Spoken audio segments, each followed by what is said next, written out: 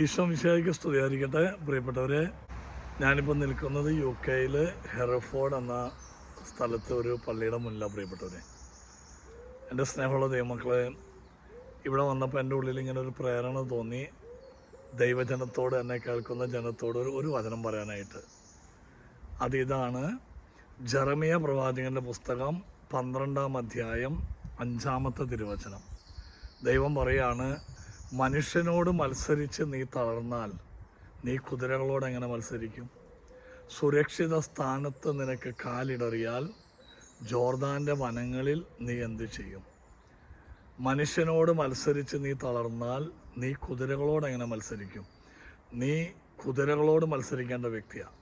ഈ അന്ധകാര ലോകത്തിലെ അധിപന്മാരോട്, സ്വർഗീയ ഇടങ്ങളിൽ വസിക്കുന്ന തിന്മയുടെ ദുരാത്മാക്കളോട്, ഈ ലഗിയോൻ കൂട്ടങ്ങളോട് പടപൊരുതേണ്ട നീ, ഈ മനുഷ്യൻ്റെ വേദന കിട്ടി, മനുഷ്യൻ സ്നേഹം തന്നില്ല, മനുഷ്യൻ ഒറ്റപ്പെടുത്തി, മനുഷ്യൻ കുറ്റപ്പെടുത്തി, മനുഷ്യൻ അപഹാസം പറഞ്ഞു, മനുഷ്യൻ നിന്നെ കള്ളനായി കള്ളിയായി മുദ്ര കുത്തി, മനുഷ്യനോട് മത്സരിച്ച് നീ തളർന്നാൽ നീ എങ്ങനെയാണ് കുതിരകളോട് മത്സരിക്കുക?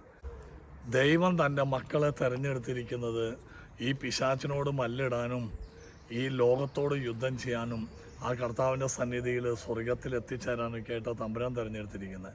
അപ്പോൾ ഈ ലോകത്തിൽ പീഡനങ്ങളുണ്ടാകും, വേദനകളുണ്ടാകും, പ്രയാസങ്ങളുണ്ടാകും. പ്രിയപ്പെട്ടവരെ, നമ്മുടെ വേണ്ടപ്പെട്ടവരിൽ നിന്ന് തന്നെ നമുക്ക് വേദന കിട്ടും. അതെല്ലാം സ്വീകരിക്കണം.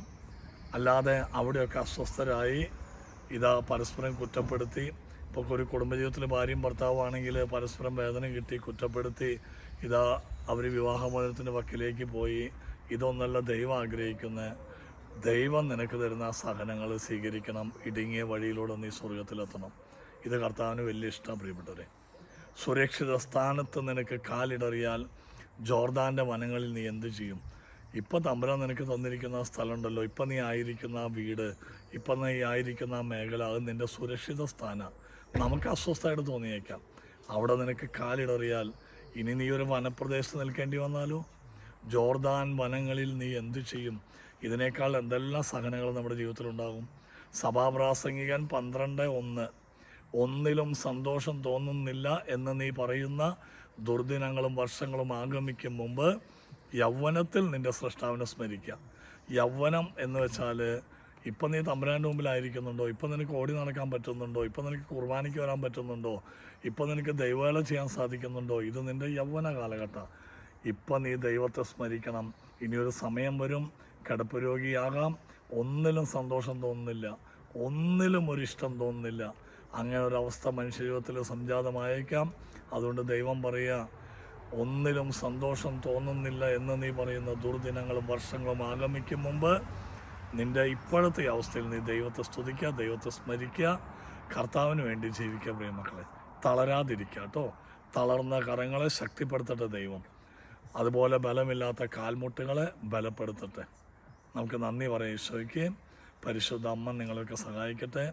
എൻ്റെ ഈ ഫേസ്ബുക്ക് വ്യൂവേഴ്സിനും യൂട്യൂബിൽ എന്നെ കാണുന്ന ദൈവമക്കൾക്കെല്ലാം വേണ്ടി ഞാൻ പ്രാർത്ഥിക്കാം. എന്നെ ഓർക്കുന്ന, എനിക്ക് വേണ്ടി പ്രാർത്ഥിക്കുന്ന എല്ലാവരും ഞാൻ സ്നേഹത്തോടെ ഓർക്കാണ്. ഈശോ നിങ്ങളെ അനുഗ്രഹിക്കട്ടെ. Praise the Lord. ഞാൻ ഈ പരിസരം ഒന്ന് കാണിച്ചു തരാം. ഒത്തിരി രസമാണ് ഇത് കാണാനായിട്ട്.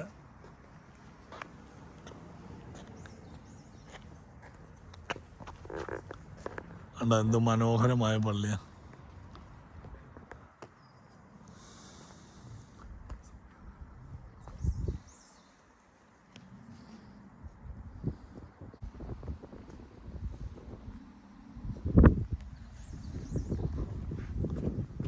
Thank you. ദൈവം അനുഗ്രഹിക്കട്ടെ.